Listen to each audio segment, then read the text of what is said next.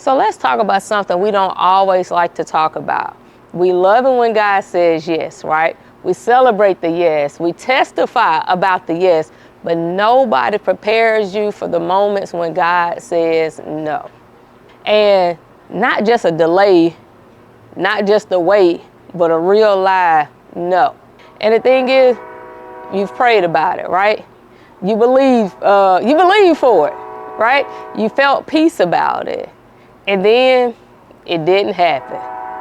The door closed, it fell through, or it just did not come together the way you thought it would, right?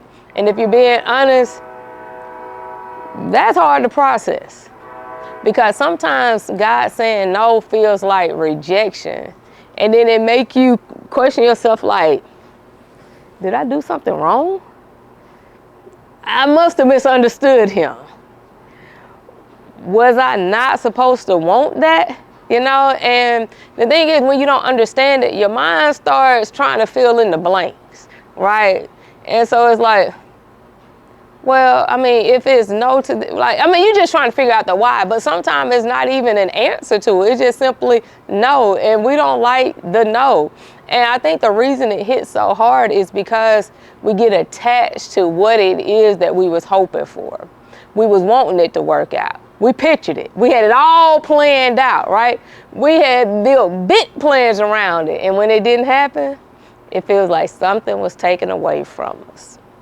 But what if God saying no isn't rejection? What if God saying no is protection, right?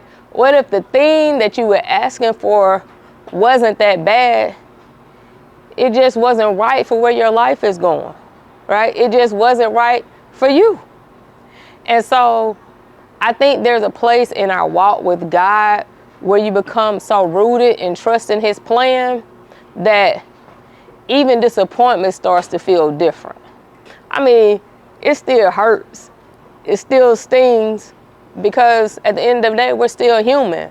But deep down inside, there's this quiet knowing that says, God must be trusting me.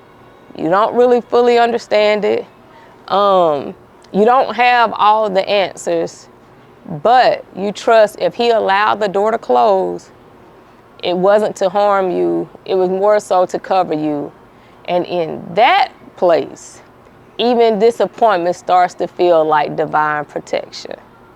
And the thing is, because we see the desire, we got to understand that God sees the direction. All right? We see the opportunity, but God is the one that sees the outcome. We see what we want right now, but God is the one that sees what might cost us later. All right? God doesn't want to withhold things just to watch us struggle. He protects us out of love. And just because he said no to something you wanted doesn't mean he said no to you. And it doesn't mean that he didn't hear you. And it doesn't mean that he didn't care or he doesn't care. It definitely doesn't mean that he done forgot about you. If we're honest, there are some things that we wanted in the past that we're thankful that did not work out, right? And at the time, we didn't understand it. And at the time, we were disappointed. But if we look back, we see the protection, all right? So this is it. If God told you no and you're still trying to make sense of it, I just want you to consider this, that the no might be guarding a future that you don't even see yet, all right? Because God is still being God, even when the answer isn't what we hope for. He's still guiding. And I'm talking about the G-O-D-I-N-G. And he's still guiding, G-U-I-D-I-N-G. He's protected. He's still working.